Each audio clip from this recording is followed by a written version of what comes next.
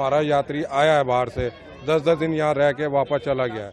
हरिद्वार के ट्रैवल व्यवसायियों ने चारधाम यात्रा पंजीकरण व्यवस्था के खिलाफ किया विरोध प्रदर्शन। सांकेतिक रूप से बंद रखे अपने कार्यालय और दुकानें। उत्तराखंड में चारधाम यात्रा शुरू हो चुकी है और लगातार चारधाम यात्रा के दर्शन के लिए लाखों भक्त और श्रद्धालु उत्तराखंड पहुंच रहे हैं, जिसको लेकर उत्तराखंड सरकार की व्यवस्था डगमगाती दिख रही है। इस बीच आज यानी 31 मई को चारधाम यात्रा में पंजीकरण व्यवस्था के खिलाफ ट्रैवल व्यवसायियों द्वारा विरोध प्रदर्शन किया गया। आज हरिद्वार में ट्रैवल व्यवसायियों के कई संगठनों ने संयुक्त रूप से अपने कार्यालय बंद रखे तथा लोगों की बुद्धि शुद्धि के लिए हवन यज्ञ कर विरोध प्रदर्शन करते हुए सरकार से अपील की। आक्रोशित ट्रैवल व्यवसायियों का कहना है कि सरकार की अव्यवस्था के कारण न केवल दूर दूर से हरिद्वार आने वाले श्रद्धालुओं को परेशानी का सामना करना पड़ रहा है, बल्कि टूर एंड ट्रैवल व्यवसाय को भी भारी नुकसान हो रहा है। उनका कहना है कि जून के माह में जब स्कूल बंद रहेंगे तो चारधाम यात्रा के लिए और भी अधिक भीड़ पहुंचेगी। इसलिए सरकार को पंजीकरण व्यवस्था समाप्त कर देनी चाहिए और चारधाम यात्रा को सुचारू रूप से चलने देना चाहिए। प्रदर्शन कर रहे ट्रैवल व्यवसायियों ने चेतावनी दी कि यदि सरकार इस व्यवस्था को समाप्त नहीं करती तो टूर एंड ट्रैवल व्यवसायियों को बड़ा आंदोलन करने पर मजबूर होना पड़ेगा। इस मौके पर कई व्यापारियों ने अपनी बात रखी और विरोध जताया। चलिए आपको वो सुनाते हैं। ये कदम तो सरकार से पूछना चाहिए कि क्यों उठाया गया। जो सरकार ने ये जो रजिस्ट्रेशन प्रतिक्रिया कर रखी है, जो हमारा यात्री आया है बाहर से 10-10 दिन यहाँ रह के वापस चला गया है, रजिस्ट्रेशन प्रतिक्रिया जिनको मालूम ही नहीं है क्या चीज़ होती है, और जो पैकेज ले रहा है 4-4-5 लाख रुपए का, उसके लिए तो VIP सुविधा करके जा सकता है, और जिसको नॉलेज ही नहीं है चीज़ की कि क्या रजिस्ट्रेशन प्रतिक्रिया क्या होती है, वो आगे 10 दिन रह के वापस मायूस हो के चला गया।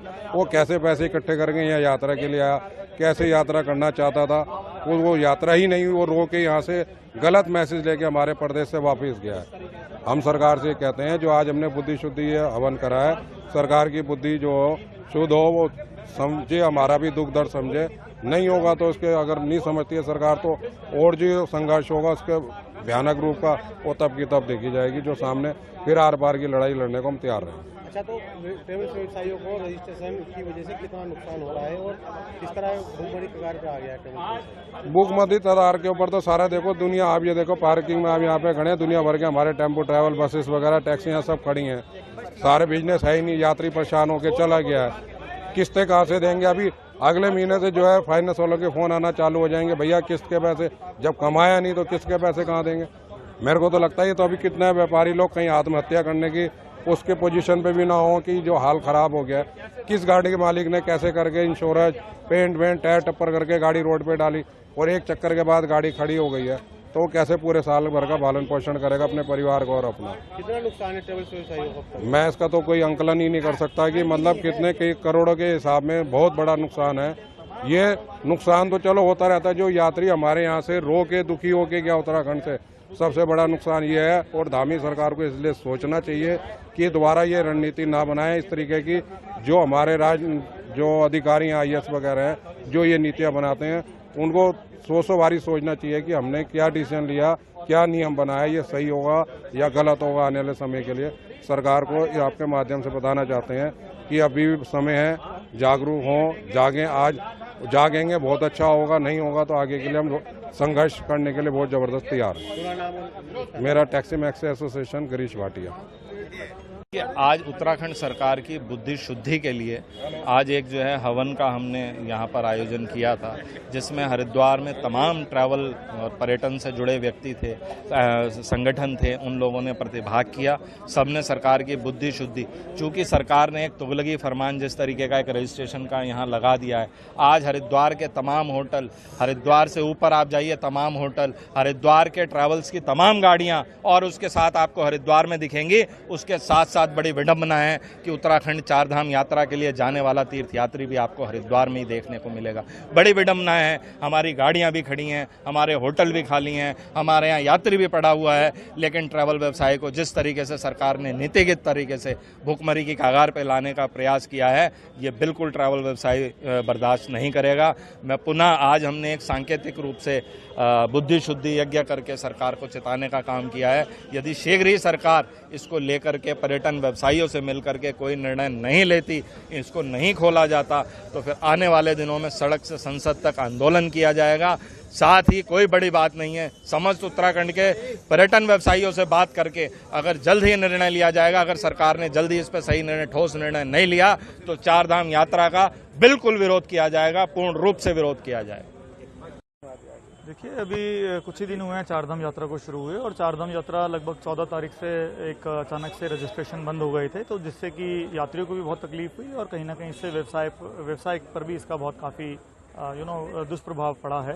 तो यात्रियों का भी एक उत्पीड़न हो रहा है, कोई 5 दिन से रुका है, कोई 4 दिन से रुका है, किसी को 10 दिन हो गए हैं। जो भी व्यक्ति आता है एक लिमिटेड बजट लेके आता है, लिमिटेड समय लेकर आता है, अपना कारोबार छोड़ के, रोजगार छोड़ के, छुट्टियां लेकर यहाँ चारधाम यात्रा पर आता है, उनको भी बहुत तकलीफ हो रही है। और जगह जगह बैरियर लगे हुए हैं, जो जटिल प्रक्रियाएं हैं बहुत जटिल हो गई हैं। लगभग पिछले 25, 27, 30 साल से हम भी यात्रा को देख रहे हैं, कभी भी इस प्रकार की परेशानियां देखने में पहले कभी भी नहीं आई हैं। तो आज ये बुद्धि शुद्धि का यहाँ पर यज्ञ किया गया सरकार की, जिससे कि वो इस तरफ ध्यान दे पाए और इस चारधाम यात्रा को सुचारू रूप से चला जाए। हमारा पर्यटन व्यवसायियों का भी हमेशा पूर्ण सहयोग रहा है चारधाम यात्रा को सुचारू रूप से चलाने में, परंतु आज इतनी मजबूरी हो गई कि सबने अपने आज कार्यालय बंद किए हुए हैं, प्रतिष्ठान बंद किए हुए हैं, क्योंकि बैठकर भी कोई काम नहीं हो रहा है, क्योंकि जो यात्री आ रहे हैं रजिस्ट्रेशन है नहीं है, तो यात्रा पे यहाँ गाड़ियाँ भी खाली खड़ी हैं, ऊपर कमरे भी खाली पड़े हुए हैं। तो कहीं ना कहीं यात्री भी दुविधा में है, उनकी जो भावना है, धार्मिक भावना है, चारधाम यात्रा बहुत मन से इच्छा से करने आते हैं, कहीं ना कहीं वो भी आहत हो रही है और कहीं ना कहीं व्यवसाय पर भी इसका बुरा प्रभाव पड़ रहा है। जिस तरह से पीक पर इस समय यात्रा है, ऐसे में बीच में आपका कारोबार बंद कर देना कहीं ना कहीं सरकार के लिए भी दिक्कतें हैं, यात्रियों के लिए भी दिक्कतें हैं। लेकिन हम सरकार को सुझाव क्या है? क्या देखिए, सरकार को सुझाव ऑलरेडी कई बार दिए गए हैं, पहले भी दिए गए हैं, निरंतर दिए जा रहे हैं। सुझाव इस प्रकार के थे कि यात्रा का जो रजिस्ट्रेशन है, जो ऑनलाइन रजिस्ट्रेशन की व्यवस्था बनी हुई है, उसमें कहीं कैंसिलेशन का सिस्टम नहीं रहता है, कहीं ना कहीं कैंसिलेशन का सिस्टम नहीं है, आपके पास सही जानकारी नहीं होती है कि वो कब से कौन आ रहे हैं या कौन नहीं आ रहे हैं। और एक बड़ी बात मैं कहना चाहता हूं कि चारधाम यात्रा 10 मई से लगभग हमारी शुरू हुई, 8 तारीख से ऑफलाइन रजिस्ट्रेशन शुरू हुआ, पर ऑनलाइन रजिस्ट्रेशन भी आप देखिए तो 15 अप्रैल से शुरू हुआ, जो कि बहुत देरी से था। जब यात्रा की प्लानिंग जो करता है आने के लिए 2 महीने पूर्व, 6 महीने पूर्व प्लानिंग करता है, अगर आपने रजिस्ट्रेशन ही 15 अप्रैल को खोला तो ये स्थिति तो लगभग शायद हम नहीं देख पाए ठीक से, ये लगभग आने को तय थी।